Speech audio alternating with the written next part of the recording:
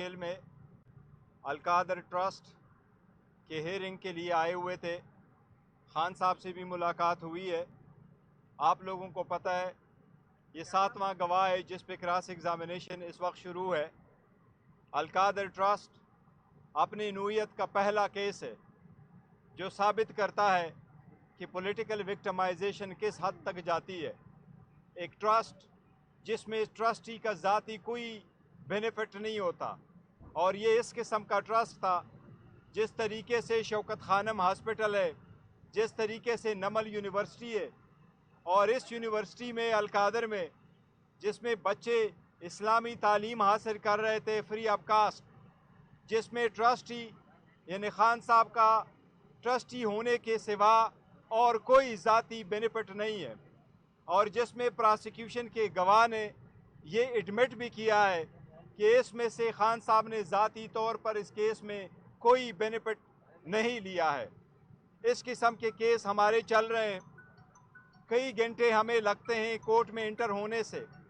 आज almost 1.5 kilometre हमें पैदल जाना पड़ा, हमारी गाड़ियों की भी इजाज़त नहीं दी गई, और इसके बाद हाई कोर्ट भी जा रहे हैं, हाई कोर्टों में भी ये केसेस पेंडिंग है। दूसरी तरफ आपने हसन और हुसैन को देखा जो आलमोस्ट 7 साल बाद पाकिस्तान आए, जिनके खिलाफ सुप्रीम कोर्ट की फाइंडिंग है, जिसके खिलाफ जॉइंट इन्वेस्टिगेशन टीम की रिपोर्ट से जिनके खिलाफ रेफरेंसेस पेंडिंग थे, वो अपने एब्सकॉन्शन आने के लिए कोर्ट ने इजाज़त भी दे दी। वो एक दिन पेश हो गए और दूसरे दिन उनके सारे के सारे केसेस ख़त्म हो गए। ये वो केसेस थे जो कई आशरे पे चलने वाले थे, जिनमें उनके सबूतों की भी ज़रूरत नहीं है, क्योंकि वो एडमिट कर चुके थे उन घर में रहना, और ये एडमिट कर चुके थे कि उन्होंने उसका हिसाब नहीं दिया था कि इसके ख़रीदने के लिए पैसा कहाँ से आया और ये मलकियत किसकी थी। आज भी एवन फील्ड एक मुअम्मा है, किसी को नहीं पता ये किसकी मलकियत है, ये कितने पैसों से ख़रीदी गई, कब कैसी ख़रीदी गई, ये आज भी ये मुअम्मा हल नहीं हुआ है, जबकि इसमें इन्वॉल्व सारे जो एलिमेंट्स थे, सारे कैरेक्टर्स थे, वो इक्विट भी हो गए। हम अदलिया से ये दरख्वास्त करते हैं कि हमें भी 45 साल इंतज़ार करके फिर ये न कहना कि इंसाफ नहीं हुआ था, ड्यू प्रोसेस नहीं फॉलो हुआ है।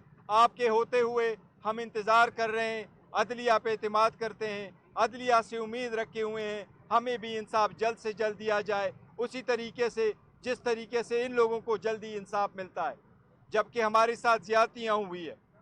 साथ ही साथ खान साहब के साथ आज पॉलिटिकल मामलात पे भी बात हुई है, और पॉलिटिकल मामलात पे अफ़गानिस्तान के सिचुएशन पे भी बड़ा कंसर्न है। अफ़गानिस्तान के साथ ऐसे मामलात कभी पीटीआई के दौर में नहीं हुए, इसलिए हम समझते हैं कि यह हुकूमत की नाक़िस फॉरेन पॉलिसी की वजह से, नाक़िस पॉलिसी की वजह से ये सारे खदशात ऐसे आते हैं। हम उम्मीद करते हैं कि इंशाअल्लाह पाकिस्तान के दिफा में कोई कसर नहीं रखी जाएगी, और हमारे फोर्सेस हमतन पाकिस्तान के दिफा में मजबूत है, और इंशाअल्लाह ताला दिफा में कोशिश करते रहेंगे। साथ ही पॉलिटिकल मामलात पे खान साहब से डिस्कस हुआ है।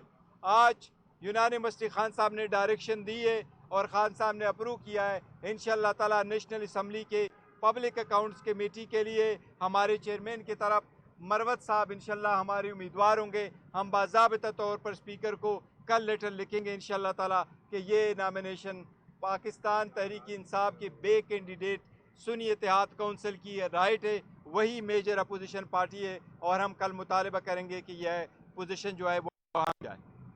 गौर साहब, इस वक्त जो सबसे बड़ा कन्फ्यूजन क्रिएट हुआ है वो आपकी जो पीटीआई की वकला की आदत है और सियासी की आदत है। इमरान खान साहब ने आईएमएफ के सामने जो एहतजाज हुआ उसको कंडेम नहीं किया, आपने कंडेम भी किया, आपने लाताल्लुकी का इजहार किया। मरवत साहब ने कहा जी केपी में जो पीटीआई की हुकूमत थी उसमें बड़ी करप्शन हुई है, उस पर क्या कहेंगे?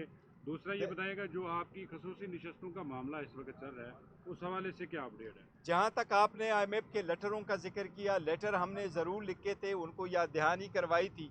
जहाँ तक अमेरिका में प्रोटेस्ट की इजाज़त है, वो ओवरसीज़ पाकिस्तानी अपने मुल्क के मुताबिक अपना पॉलिटिक्स करते हैं।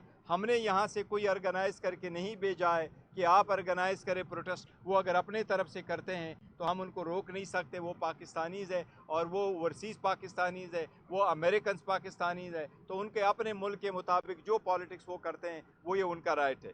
جہاں تک ریزرو سیٹ کا ہے, ریزرو سیٹ پہ ہم سارے متفق ہیں, اور متفقہ طور پر یہ ہمارا ورشن ہے کہ آرٹیکل 51 کے مطابق کسی بھی پولیٹیکل پارٹی کو اس کی جیتے ہوئی سیٹوں سے زیادہ سیٹیں نہیں مل سکتی.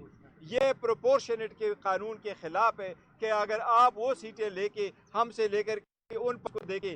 کے پی کے کی مثال لے لیں, کے پی کے میں 17 سیٹیں جیت چکی تھی 3 پولیٹیکل پارٹیز. آپ نے ان کو 27 اور سیٹیں دے دی ان پارٹی کو جو 17 سیٹیں اجتماعی طور پر جیت چکی ہیں. اس لیے یہ تو لاجک بھی نہیں مانتا, یہ قانون اور آئین کی بھی خلاف ورزی ہے. ہم سمجھتے ہیں انشاءاللہ تعالی عدلیہ اس پہ فیصلہ دے گی, سپریم کورٹ اس کا حل کرے گی.